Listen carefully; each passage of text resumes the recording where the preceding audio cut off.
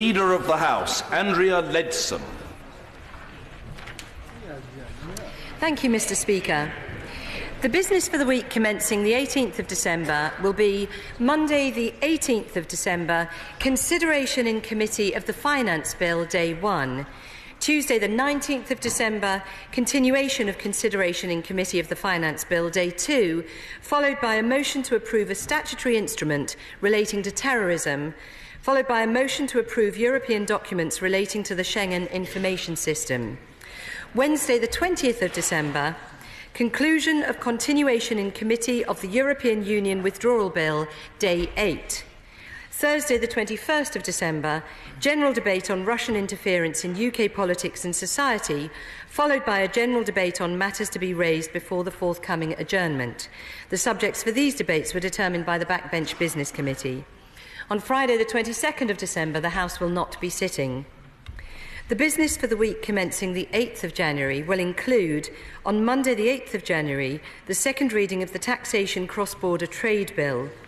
Colleagues will also wish to know that remaining stages of the European Union Withdrawal Bill will take place on Tuesday the 16th and Wednesday the 17th of January 2018.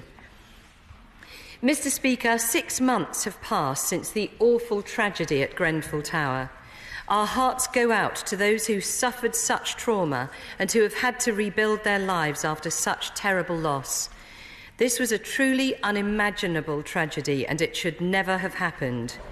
Today's memorial service will remember those we lost and will thank the emergency services, the recovery team, the community, public support workers and volunteers who did everything they could on that terrible night.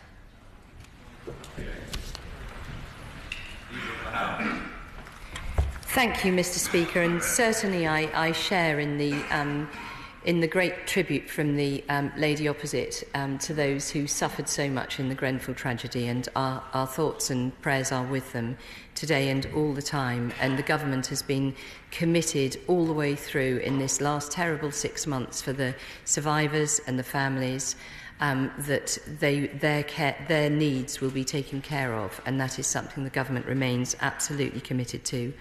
I also like to join the Honourable Lady in paying tribute to Jimmy Hood, who was a good servant to this House, and he's remembered with great fondness by members right across the House. The Honourable Lady asks about the scheduling of the debate on restoration and renewal. She'll be aware there have been a number of representations made from members across both sides of the House, and we are looking into options other than Thursday for the debate to take place. Colleagues will appreciate there are a number of priorities to consider in scheduling the business we take through the House, but we are listening to representations being made on the debate, and future business will continue to be announced in the usual way.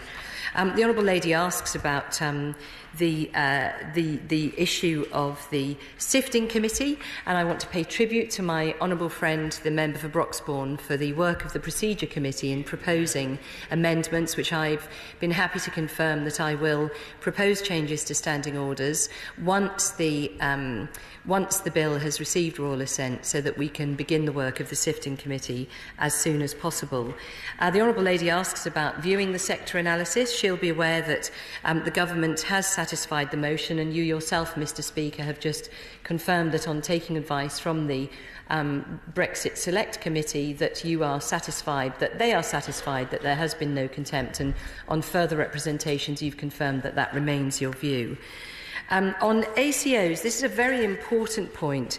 The new care models were proposed by NHS England as part of the 5-year forward view to address the 3 major challenges facing the health and care system, and those are the health and wellbeing gap, the care and quality gap, and the funding and efficiency gap. And what these are intending to do is to improve integration between different services, to make sure that we're delivering joined-up, patient-centred care that is preventative, high quality and efficient.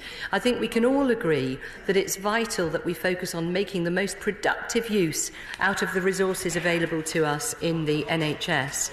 On the subject of Opposition Day debates, I can only remind the Honourable Lady what I said in my written ministerial statement, which is that where a motion tabled by an opposition party has been approved by the House, the relevant minister will respond to the resolution of the House by making a statement no more than 12 weeks after the debate. This will allow thoughtful consideration of the points that have been raised. It will facilitate collective discussion across government, especially on cross-cutting issues, and we will be able to outline any actions that have been taken. And in the circumstances she raises, then that commitment was fulfilled by my honourable and right honourable friends. She raises the question of the Swansea Tidal Bay. It's a very complex and expensive project. Our track record in renewable generation is excellent. 26% of electricity derived from renewables in the year to September 2016. PwC have confirmed that we're decarbonising faster than any country in the G20. So our resolve to improving renewables and low-carbon electricity sources should not be ignored at all.